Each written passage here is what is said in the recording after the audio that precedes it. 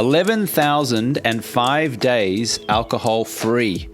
That is how long today's guest has been without alcohol. I don't even know how many years that is. We'll figure that out in a second. I got to do my math. I think it's 40 years. Might be 30. Is it 30 years? 40 years? We'll find out in a second. Today we're talking to John Chmela, who is a 61-year-old entrepreneur. He owns a horse farm resort in Georgetown, Kentucky. And as you're going to hear in this upcoming conversation, he did about 10 years of AA where it didn't really work, and then he did another 30 years of AA where it did work. But despite it working, he still has some reservations about the process of AA. We're going to talk about that today. And we're just going to talk about what 11,005 days alcohol-free looks and feels like. Imagine you, the listener, right now. Imagine if you, from this point on, went 30, 40 years without drinking alcohol. What would your life look like? How would it change? Do you have 30 or 40 years left on the planet? I sometimes do the math. I'm like 47 years old as I'm recording this. Another 40 would take me to 87. Well, medical science is doing okay, which means we're living longer. In fact, there's a guy called Peter Diamandis in Los Angeles who's pretty big in biotech and medical technology. And he actually said to me over dinner once in Venice Beach, California, he said, if you can survive another 10 years, you'll be able to extend your life an additional 30 because of the way that medical technology is improving at the rapid rate that it is. Anyway, food for thought. Just a reminder before we get into this conversation, if you haven't yet got the Alcohol Freedom Formula Guide, which is a 70-page report that I have produced, which outlines the process for you successfully reducing or stopping drinking, then I invite you to get it from me. You can do that by going to alcoholfreelifestyle.com/guide, and there is also a link in the description of this podcast. Likewise, if you would like to be considered for either our 90-day or 1-year stop drinking programs, you're welcome to apply by having an exploratory 15-minute call with one of our trained coaches. You can do that by going to alcoholfreelifestyle.com/schedule. Okay, let's get into today's conversation. It's a big welcome to John Chmela. Welcome, John. Thank you. It's good to be here. Thank you for having me, James. And you're out there on your horse farm in Georgetown, Kentucky. Just tell us a little bit about it. It's hard to believe. Well, 40 years ago, when I was living in my car, I never thought I'd be living on a 140-acre horse farm, running multiple businesses and being pretty much committed helping other people when I needed so much help myself at one point in my life.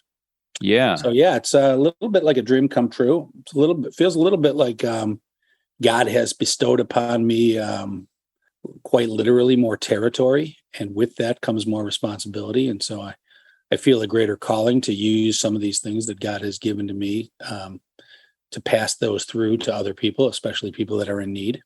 Yeah. So you went from living in a car to living on a farm. That's right. And how many years apart? When were you living in your car? Well, things got bad in the late 80s, early 90s. So I was born in 1961. I started drinking when I was maybe 9 or 10 years old. By the time I got into high school, it was pretty much my number one commitment, and I pretty much stayed married to that all through college, and for maybe the first 10 years of my career. Had a lot of horrible things happen. A lot of horrible things happen to people that drink. Started trying to quit in the early 80s. Went into AA, managed to stack a few months together. Relapsed, came back, put more months together. One time I had almost a year, relapsed. And one day I reached what they would say in AA is a bottom, and went in more humbled, more committed, started doing what they asked me to do. And, probably the 10th or 12th time in, it stuck. That happened August 11th, 1992. And I've gone through the 12 steps of Alcoholics Anonymous under the care of a sponsor. I've sponsored other people. I've continued to attend meetings for the past 30 years.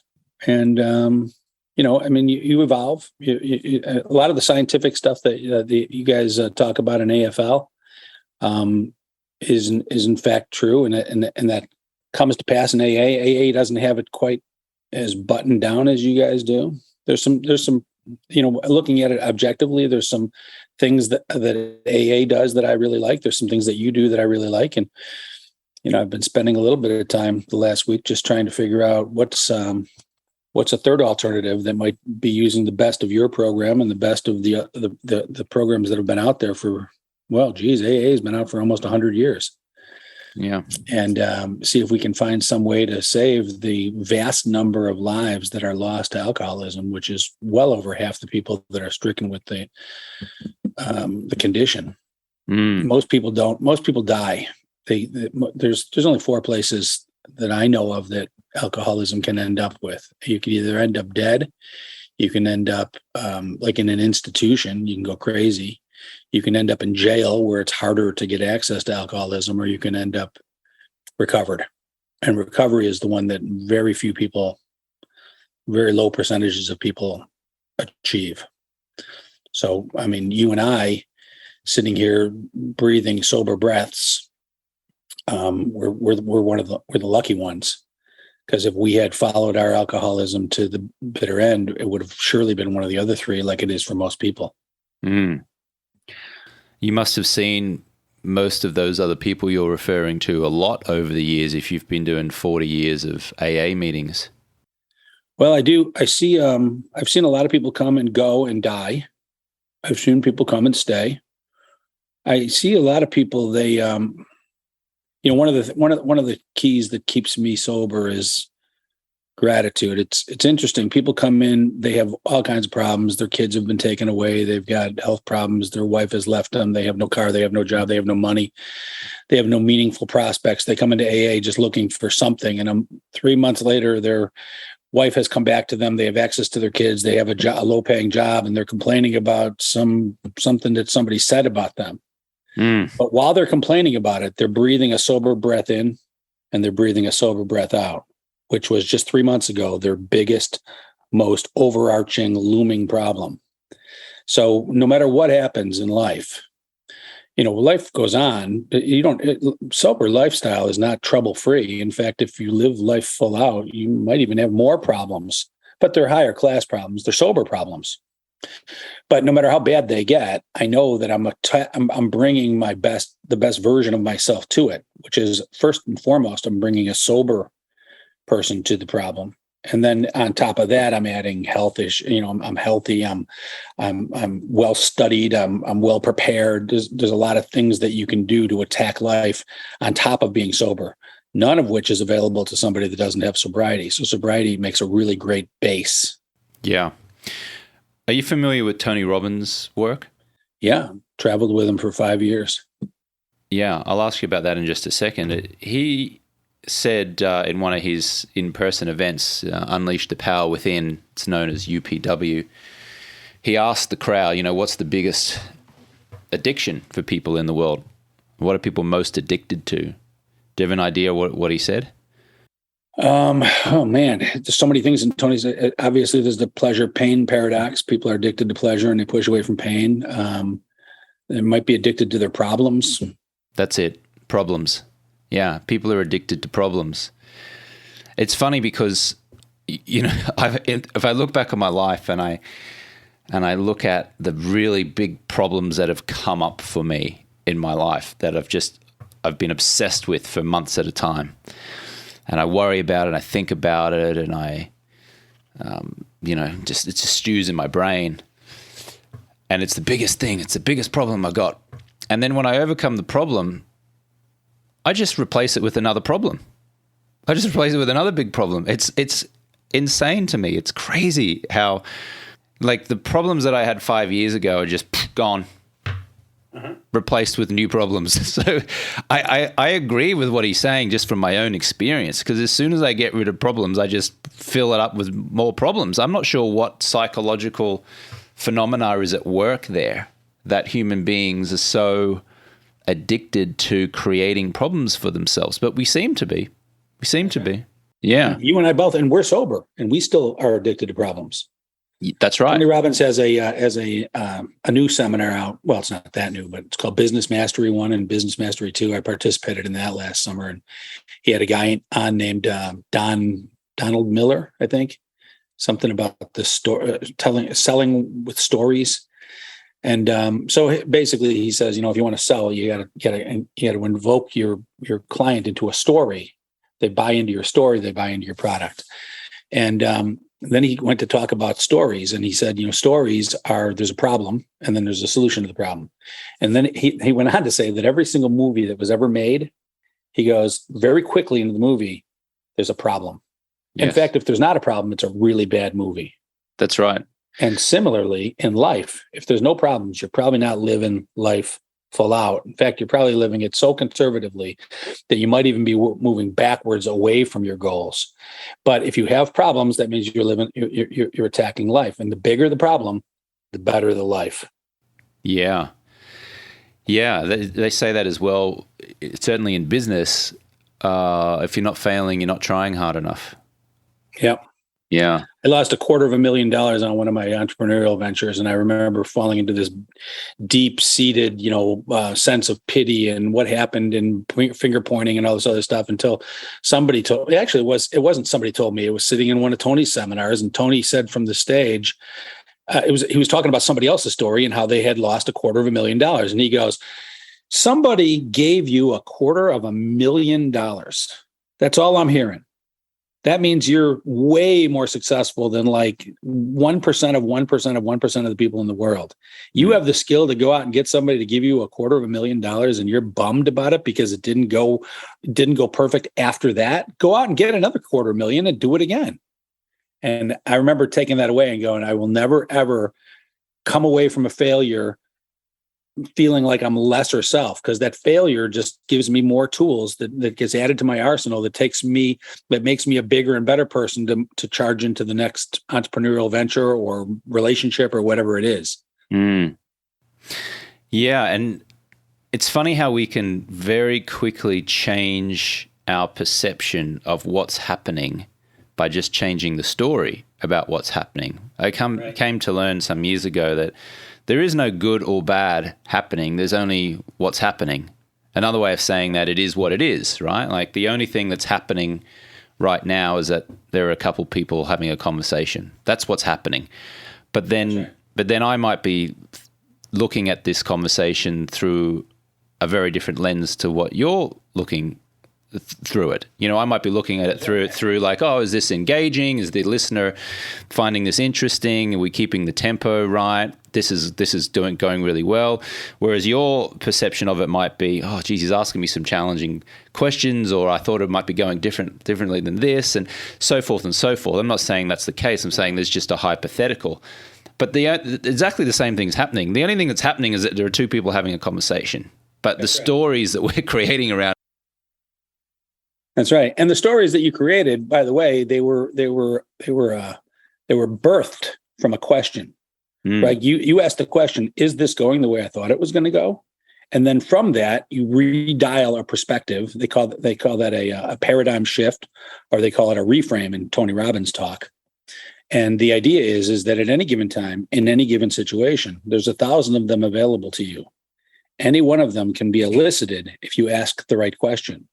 So the people that are most successful in the world are the ones that are addicted to asking the best, most empowering questions that shifts their paradigm or shifts their view of a particular situation in a way that's going to most empower themselves to attack and solve whatever the issue is at hand. So a lot of people ask questions like, why does this stuff always happen to me? It's a very disempowering question. I would never ask that. Or whose fault is this? It's a very disempowering question. I would never ask that. What can I do to solve this problem quickly and have fun in the process? That's a pretty powerful question, because the answer that comes back is going to give you a total new reframe on what the situation is. It's not a problem, it's a challenge, or it's a game. And you show up as a better version of yourself, armed simply because you thought of and asked yourself a question. It's that easy. It goes from, it happens in a second. Tony's always snapping. That's why you hear the snapping in the background. Change happens in an instant. The minute you decide to pull back, ask a better question, get a different perspective, move forward. Tony calls that the ultimate success formula. Yeah. There's another gentleman called Keith Cunningham, based out of Austin, Texas, very famous businessman, and he has a program called the Mini MBA, where you fly out to Austin and you do a 3-day in-person Mini MBA, business MBA course with him. I did it, I think, in 2017, and he always talks about being a master questioner. Ask yourself masterful questions and you will get masterful answers. And he says that thinking time is very underrated. And, I must admit candidly that, I get distracted. I allow myself to get distracted is another way of saying that. More empowering way of saying it, I think, because I'm being responsible for that. Where what he really reinforced to me those years ago, which was simply take 15 minutes of just sitting down and thinking. Get a pen and paper and think. No phone, no distraction, no Wi-Fi. Just think, and not just think, but also start with questions. Start with those masterful questions. And on the times that I do it, I get incredible insight into various areas of my life, whether it's with my businesses or it's my health or relationships or whatever it is. But knowing that that's what I could do, I was about to say should, but I try to eliminate the word should from my vocabulary. That even though I know that's what I could do and it would be so beneficial, the human beingness of me still goes down the path of procrastination, allowing myself to be distracted by other things, and I don't do it. But when I do it, breakthroughs happen. Right. Well, one of the perspectives, I do a morning thing every morning. I sit down and part of my just thinking is, I'm trained to have a moment of gratitude. And I list all the things that I'm grateful for. I'm grateful. As soon as I sit down, I always give thanks for taking a sober breath in and a sober breath out. I woke up sober because there were decades of my life that I didn't, and life was really horrible. But then I go on to all the other things that I'm grateful for. I'm grateful for my wife. I'm grateful for my 2 daughters. I'm grateful for this farm. I'm grateful for the opportunities. I'm grateful for the challenges. And, I come away from that. And then I go into, okay, what am I going to accomplish today? And I look at my to-do list and I kind of cherry pick what I'm going to do. And then I pick, okay, this, and this I can get done today. And then I sort them out and I attack the day. And so I kind of do that. And I think most people that are overachievers have a period of time in the beginning of the day when they do all kinds of things that are outside of the actual getting the work done, and it's just prepping for getting, whether it's working out or praying or really reflecting on your to-do list. That's a really important morning routine. Yeah, I'm guessing you have a similar routine. Yeah, and I have our clients do that routine as they go through our 90-day stop drinking program. I call it the Daily 20. And the Daily 20 is inviting people to write down 20 things that they are grateful for each and every morning. And the idea behind it is that it activates something called your reticular activating system. It's known as your RAS. And when you quote unquote force yourself to write down 20 things you're grateful for the remainder of the day, your mind will start to seek more evidence that there are things to be grateful for. And so the idea is that your stress and anxiety drops. You start to see more evidence of things to be grateful for. Your serotonin levels increase or rise. Your overall mindset improves. You start to make healthier choices when it comes to diet and exercise. You compliment people, you receive compliments, you're less irritable. And so you're really training the mind to do that thing, I have a rule that my hand is not allowed to touch my phone until I've completed my Daily 20. So most people in today's modern world would, if they wake up to an alarm, will wake up to an alarm in their phone. Might be an iPhone or an Android, for example. Mm-hmm. The challenge with that is that when the alarm goes off on your phone and you've got it right next to your head as you're sleeping each night, well, what's happening? Now you're in reactionary mode, because when you put your hand on that phone, now you're going to start checking emails and texts and possibly social media and other things. Right. And now you're on someone else's agenda, your attention's being taken by someone else, by other people. And now you're in a world of reaction. Yeah. That's a great rule. I actually, I'm gonna write that down, because I sometimes I get up and I don't touch the phone. Sometimes I get up and I do. Sometimes it's ringing, and I live on a farm, so there might be a horse that got away and is running down Swords Road. Oh, okay. But we have other people that can handle that. I don't have to do that. Yeah, I was going to say, put that phone on airplane mode during the night, or at least on mute. I mean, I like to. I actually wear an Oura ring. I'm wearing one now where it tracks my sleep. And I think, I haven't figured this out, I think the phone can't be on airplane mode in order for it to track the data from it. So what I've done is I've kept my phone on but just turned it on silent. And then when I wake up in the morning, I go and I have here it is. I can show you right here. I've got my yellow legal pad ready to go, and I just go 1, 2, 3, 4, 5, 6, 7, 8, 9, 10, 11, 12, 13, 14, down to 20. And I go, what am I grateful for? Bang. And I write it out. And then, and only then, is my hand allowed to go and touch the phone and open up and talk on WhatsApps and texts and emails and all the stuff that goes on. It seems like if you can get that, I know about the negative effects of technology, and it's not just your phone. You have your laptop and you have your devices and so on, and you have other people's phones, people handing you phones all the time. And, they just do things to make it addictive. Your camera's in there and there's just so much stuff. But, I think it would be healthy. And this is definitely a baby boomer perspective. It would be healthy if I just limited myself to an hour or two a day, because most of the stuff, the 80 or 90% of the stuff that's important, I would get done in an hour. It's the whiling away of just continuing to scroll through Facebook Reels or Newsfeed or zipping over and see what's going on in TikTok or Instagram. It's wasted time.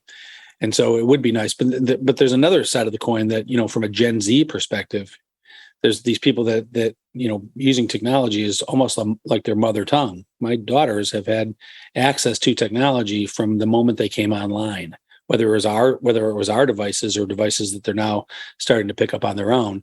And, there's a fair amount to be said about that. There's 1,000 side hustles out there that they can make a pretty decent living on because of how well they understand technology.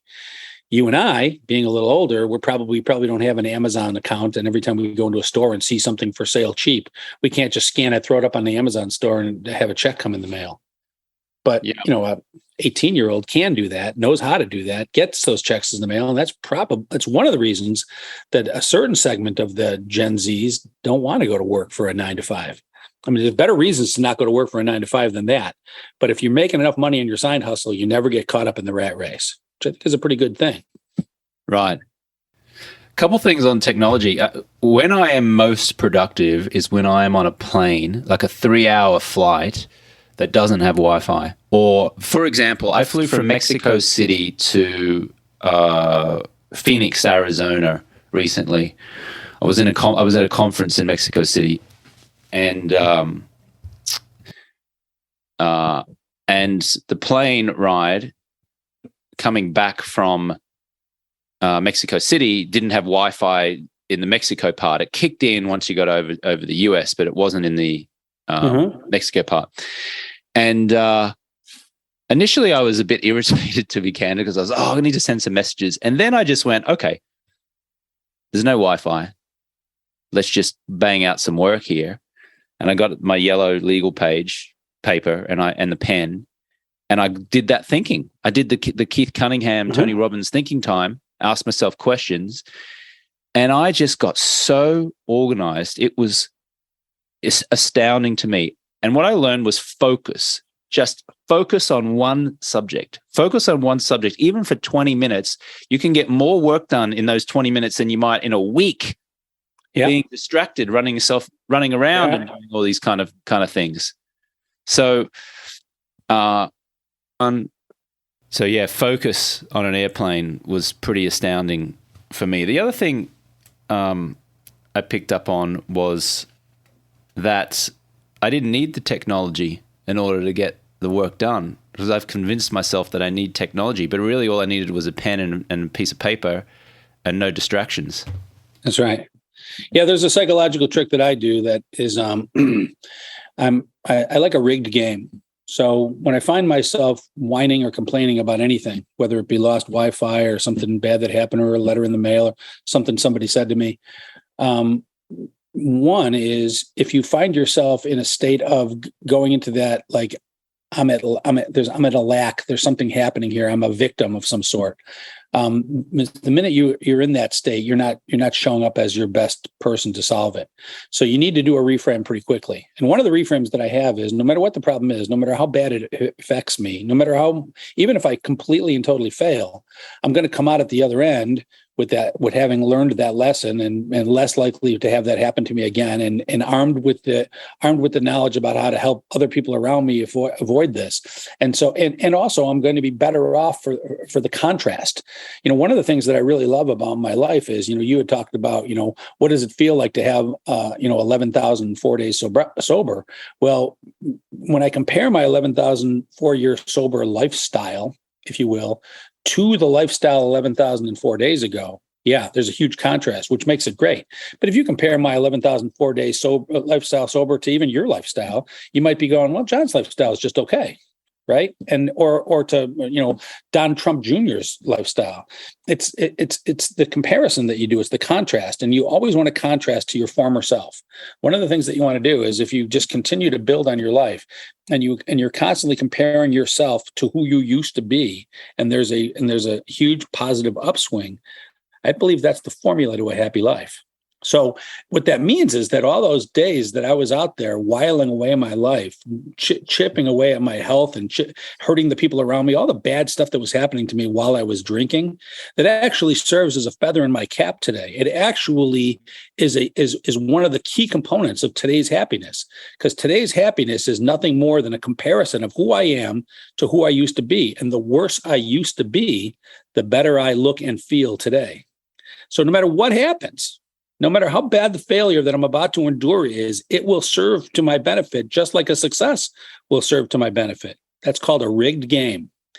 And it enables you to show up to every problem as your best self, because you just came off of a success, either a failure success or a success. Yeah. To borrow a Tony Robbins quote again, he says, progress equals happiness. Yep. So as long as we feel we are progressing, we are happy. And the way that we feel we're progressing is to compare ourselves to an earlier version of ourselves. So long as the earlier version of ourselves is inferior, I guess, or demonstrates that we've made progress. Because I think maybe a lot of unhappiness, depression, sadness in the world can come from feeling like a lack of progress, from feeling either stuck or going backwards. That's right. But, my life kind of goes like the stock market. I have progress up. I have a setback. I go up again. A business fails. I go up again. But it keeps going higher like the stock market. So even in those down times, I've progressed further this way. I may have gone down vertical, but I've progressed this way. And the overall arching effect of my life's accomplishments and achievements and I measure my life today by, am I helping other people? Am I helping other people? I'm in the give back stage of life. God has given me more than I could ever possibly imagine. I've overachieved. I never wrote anything down as big as what I'm living right now. So I can't in good conscience ask for more. But what I'm finding is, by sharing my experience and my strength and my hope and the things that I've learned with other people that could really use this thing and not have to learn through trial and error, that like I learned a lot of my lessons, that is more fulfilling than even having me accomplish it. I love helping other people accomplish sobriety. I love helping other people, step out of the rat race and into, entrepreneurship or becoming their own boss and being financially free, or, homeschooling their kids instead of entrapping them in today's educational system.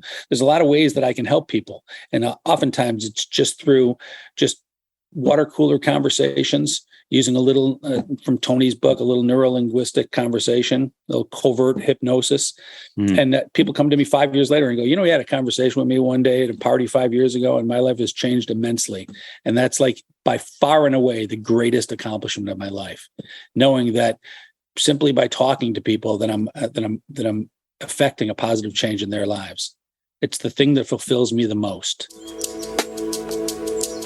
Hi, this is James Swanwick with a Save the Date announcement. Our annual retreat is taking place on January 19, 20, and 21 of 2023 in the country of Colombia, just outside of Medellin, Colombia, in fact. If you have always wanted to visit Colombia or you fancy a January trip abroad, join us at our annual wellness weekend where we will have speakers, hiking, breathwork, and lots more. We did our annual retreat this year, 2022, in Austin, Texas. And 2 years ago, before the pandemic hit, we had it in Los Angeles, California. Now, in 2023, we're going international. So if you would like to join me, our top coach, Victoria English, and a whole host of Project 90 clients, past clients, and prospective clients, and you want to bring your family or your spouse, and you'd like to join us in Medellin, Colombia, January 19, 2021, then send me an email to james@alcoholfreelifestyle.com and just put in the subject line Colombia. By the way, you spell Colombia Colombia. Most Americans like to say Colombia, Columbia, but the correct spelling is Colombia, Colombia. So if you email me at james@alcoholfreelifestyle.com with the subject line Colombia, we will save your details, we will send you details and put you on the wait list.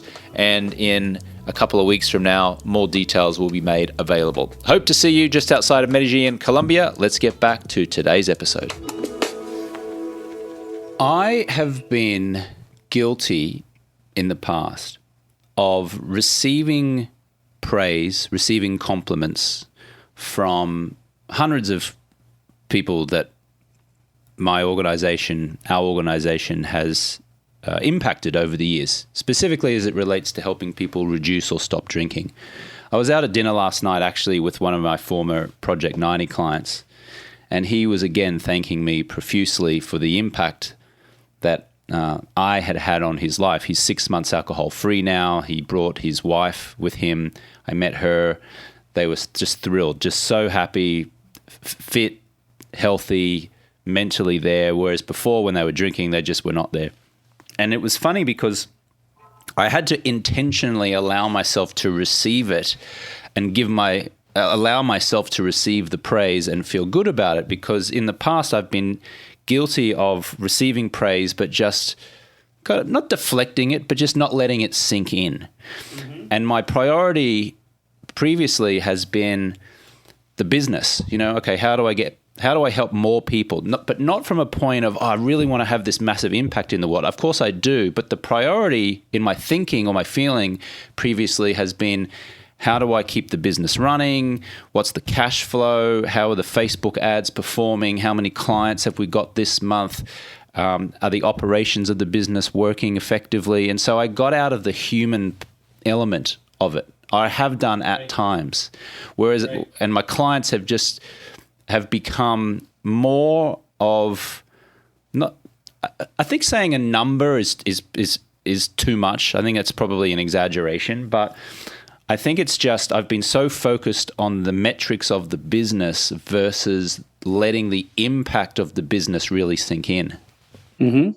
Yeah, I mean, what you're doing is definitely in service of other people. Yes, and it's interesting because when I talk to people in your organization, they quote the very low number of people that came in and relapsed. Mm-hmm. So they boast about the number called the percentage success rate. If you go to AA, they don't so much talk about percentage of success. They talk about the number of people that have walked in the door or the number of people that have died sober, and those numbers are low. But the percentage-wise low, but number-wise, millions of people have gotten sober in AA, but billions have entered AA. So, but they don't talk about the people that came in and didn't succeed. So, where there's a guy named Bill W. I'm sure you know who he is, right? Yeah. He's the founder. Yeah. Him and Dr. Bob founded AA. And in the early days of AA, man, I read up every piece of literature. Even the anonymousness of AA. It's not about people didn't want you to know that they were in the club. The anonymous notion came from. They were early on, there was nothing ever heard of that could cure alcoholism. And these guys were claiming to do it. So they were getting inundated with so many phone calls and letters and people showing up at Dr. Bob's and Bill W.'s door that they had to get a P.O. box. They wanted to remain anonymous because they were getting inundated by too many people that wanted their service. And most people think today, no, it's about keeping a low key on the fact that you've got this problem. It's really not that. And if you read the books and you read the history of AA, the truth of the matter is somewhere out there's going to be somebody that comes along. It might be you, it might be somebody else, but somebody's going to come along that has a little bit more of an open mind towards how can we improve this process?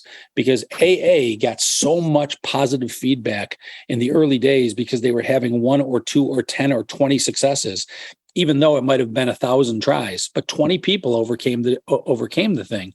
And so they're just married to this thing and they don't want to change it. It's like the constitution of alcoholism, but it's not it can have improvement. Even Bill W. said that, there's a thing that says, rarely have we seen a person fail that has thoroughly followed our path. Bill W. said, if I had read it again, I would have said, never have we seen a person fail that has thoroughly followed our path. Because if you thoroughly follow the path, and the first step in the path is to admit you're powerless over alcohol and stop drinking, then if you drink again, then you violated step 1. So it's 100% successful if you thoroughly follow the path. Your path, your techniques are even more tried and true than theirs, which is why you're getting a higher percentage. Somewhere, someday, there's going to be another guy that's going to become the new Bill W.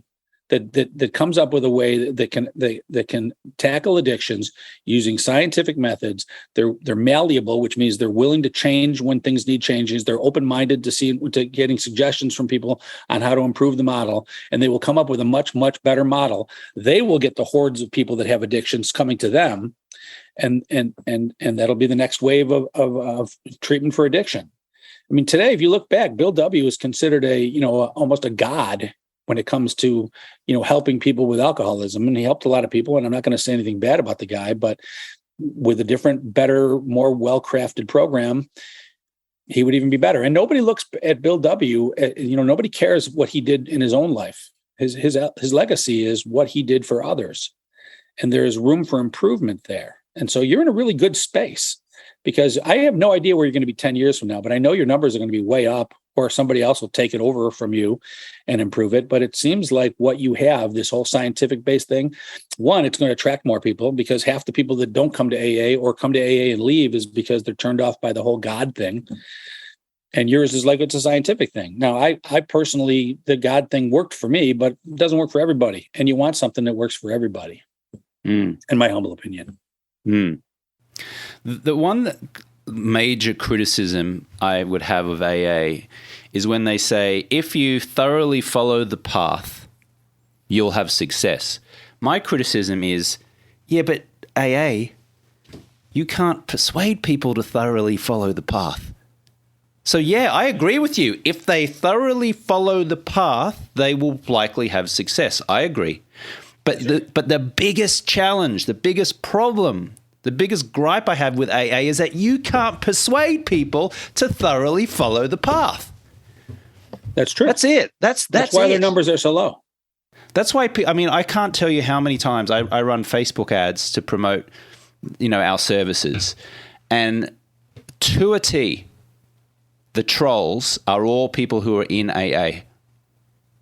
Right? They all just smash me. They say vile things to me. You're a disgrace. You're a snake oil salesman. AA is the only way. It works if you work the program. And again, I don't say this to them, but I'm thinking, yeah, but nobody wants to work your program.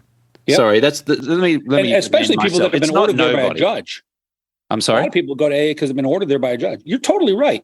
Hey, look, I've got more sobriety in AA than almost every one of those people that are attacking you. They're just repeating something that they heard in AA, which is grounded in something written 100 years ago. And as much as I love the tenets of AA, they're not perfect. and they can be improved. And people think of it like a Bible and that it can't be touched. And I'm like, anything can be improved.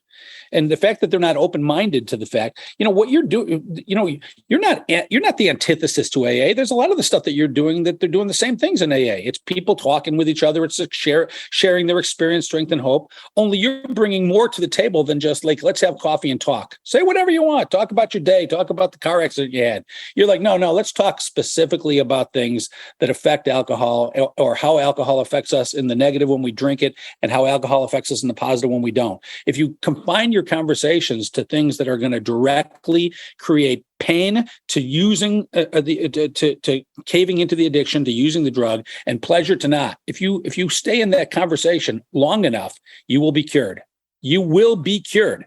The reason that you're addicted is because of the conversations that they have in the bars and the commercials you see on TV that glorify imbibing in the addiction. And the conversations that they have inside AFL and the conversations they have in AA are not about how good it is to drink and how great it's going to be to celebrate the wedding by getting smashed or whatever. Those aren't the conversations that you have at all. It's a completely different collection of conversations. And in my humble opinion, having only sat in a couple of your meetings, is that the conversations that happen in your meetings are more empowering than the conversations that happen in AA, period, which means you're an improvement. And those people are wrong. Thank you for your insight on that, John. 11,005 days alcohol-free, I think it is, actually, as we're recording this. 11,005. Yeah. And you have a wife and you got 2 daughters, and you were a late father, weren't you? You were a father for the first time post-50s, I think it was. So tell us a little bit about that. So the first 30 years of my life, 30 plus, I was imbibing. So I wouldn't have been a good father anyway. So it was almost a blessing that I didn't knock somebody up. After I sobered up, the cloud lifted. I started to get into personal development stuff, started running marathons, going to Tony Robbins, Landmark Forum, rapport training, NLP, hypnotherapy, Reiki, anything I can think of that would improve who I was as a human being. And that became my new addiction. And I attacked it just as aggressively as I attacked alcoholism when I was drinking. And it wasn't until I turned about 40 that I said, okay, well, it's time to start a family. I was 10 years sober. I finally had some money in my pocket. I was wearing underwear, which was nice. I was doing the things that sober people do. And I met the woman of my dreams. And I told her I'm an entrepreneur. I used to be a computer programmer that worked for a corporation. And I made a lot of money, but now I'm convinced it's either feast or famine. I'm going to build my own thing. I'm going to build my own companies. And she liked that idea. So we had started a company together, and it made a ton of money. And we moved from Canada to South Florida. And then I developed a software program that took me to Vegas, and the Vegas thing really hit big. And we had a bunch of money, and the accountant told us we had to spend money. And I told her to go buy an apartment complex. And she told me, if we're going to spend $1 million, we're going to buy a horse farm. And I said, the hell we are. And she started telling me about how it was her life stream. And as a follower of Tony Robbins, I couldn't let somebody tell me this is their life stream and just chuck it. So I said, okay, let's go to Kentucky and look at what horse farms cost. And we went and we found what I think is arguably the nicest horse farm in Kentucky. I've got 60 horses running around. I've got the largest privately owned lake in Kentucky. I've got a fishing club. I've got trail rides. We do weddings here. We do charitable events here. I've got an event coming on Saturday, which is a military fitness competition on my farm. There'll be 500 people here from the Army, the Navy, the Air Force, and the Marines. And I think it's going to be raining, which is going to make it even better, because they're going to be doing push-ups and pull-ups and burpees in the mud. And then they got to run around the lake with a 60-pound rucksack. This life is just incredible. And so I married my wife 12 years ago. I met her on Valentine's Day of 2008. We got married on Valentine's Day of 2010. We had our first child in 2012, September 29th. That's coming. Her 10th birthday is coming up. And and I was 51 at the time. And then we kept trying to have kids, and it wasn't happening. And we finally got lucky again about 2 years ago. So she'll turn 1 on November 11th of this year. So my second child I had when I was 60 years old. And probably have my third one in a year or two. Okay. So First time father at 51, second time father at 60, and possibly. Interestingly, Tony Robbins is a father at 60. Is he? Yeah, just had a little girl. I didn't know that. His partner is it Paige? Is that her name? Sage. Okay. Yeah. How old is he? So you've been to UPW? Have you been to Date with Destiny? No.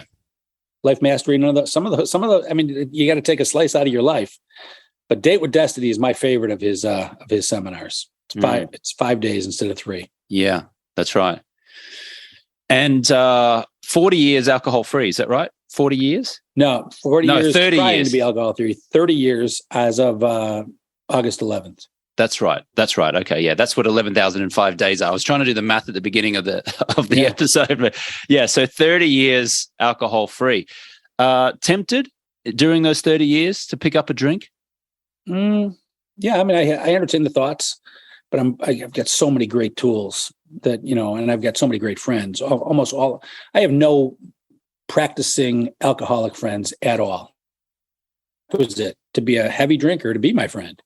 So that's a huge, huge thing. So if I was seriously thinking about drinking, it would only be a matter of time before I told somebody, and almost everyone in my life would say, "Are you out of your mind? That's the stupidest idea ever."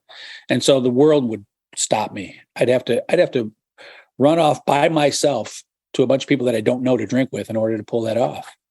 Mm-hmm. Even my old drinking buddies wouldn't welcome me back after 30 years. It's just they've seen the changes in my life. They look at me and they go, "Look, you're you, but you're not you."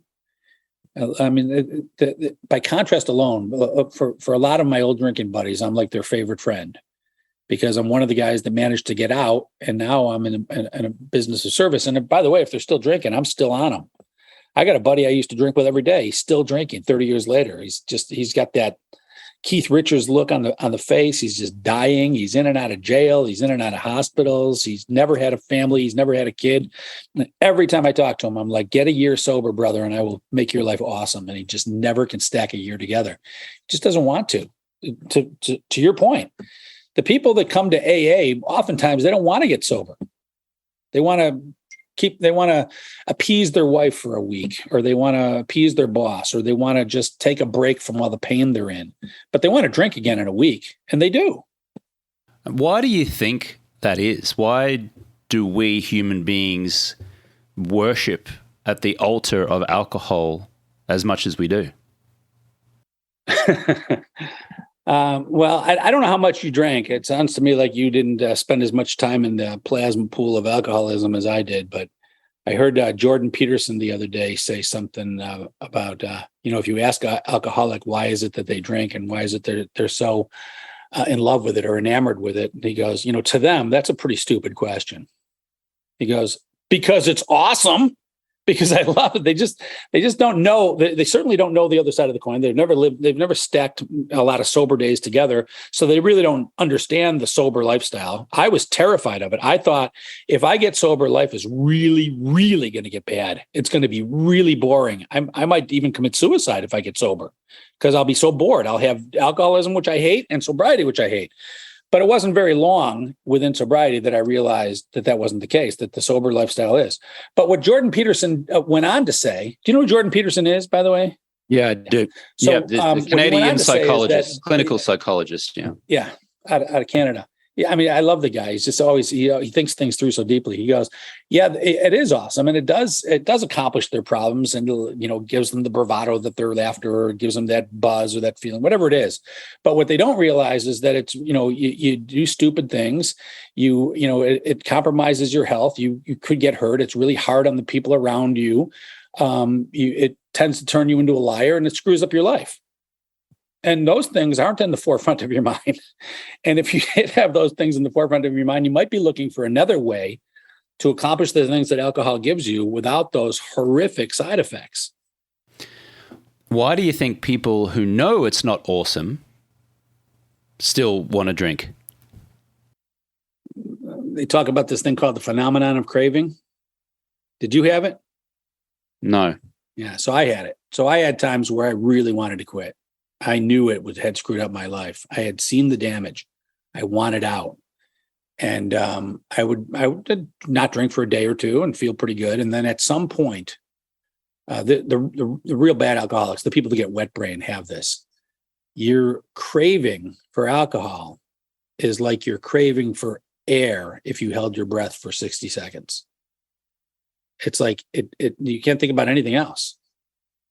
And so you drink, which is, and by the way, because you're the one that can't think of anything else, you alone cannot solve the problem, which is why people go to AFL or why people go to AA, because it's going to require somebody else to strap them down, put them in detox, lock them away from alcohol. They cannot do it on their own. It's a phenomenon. And that phenomenon of craving, I cannot explain the science behind it. You probably can explain it better than me, but it tends to subside over time.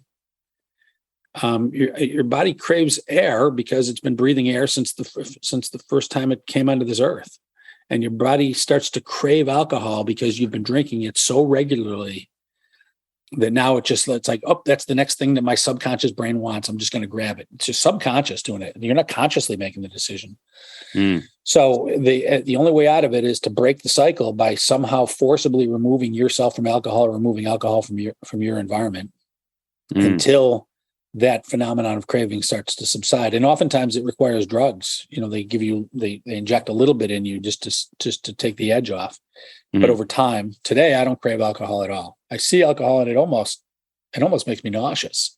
The thought of being drunk and out of control and back where I was 30 years ago makes me nauseous. Yeah. I was at dinner last night. I was actually hosting a dinner last night, and I was in Scottsdale, Arizona, at a place called the Phoenician. We had about 7 or 8 of us there, and I think there were only two of us who were drinking alcohol. I wasn't. Clearly, I wasn't drinking alcohol, and but there were 2 guests there who did, and they drank wine. And the waiter came and mistakenly gave me the glass of wine because he took the order, he went away, he came back, and he put the glass of wine in front of me. I had absolutely no motivation whatsoever to drink that wine. I picked it up and just moved it to the left of me and gave it to the gentleman who was sitting to the left of me who'd ordered it.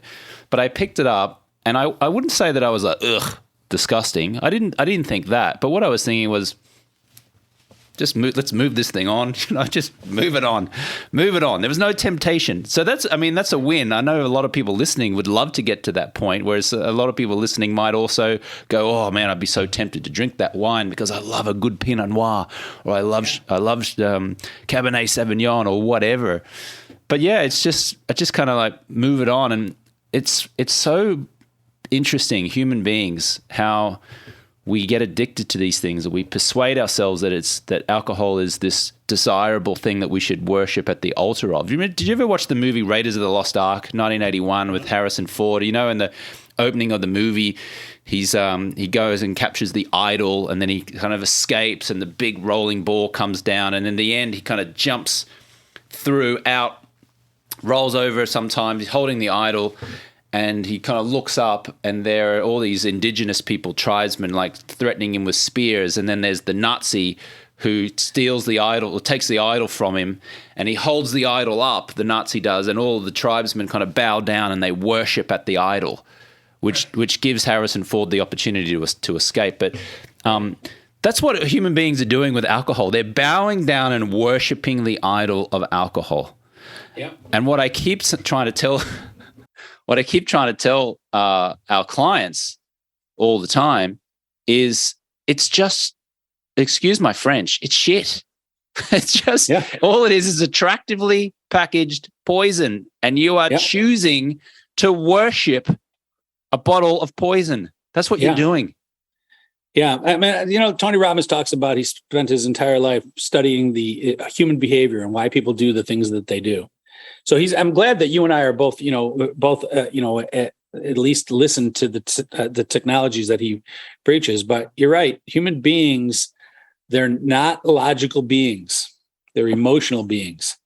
And so, I'm there, but for the grace of my princess, I locked the door and she got in anyway. This is my 10-year-old. She'll turn 10 in a couple of days.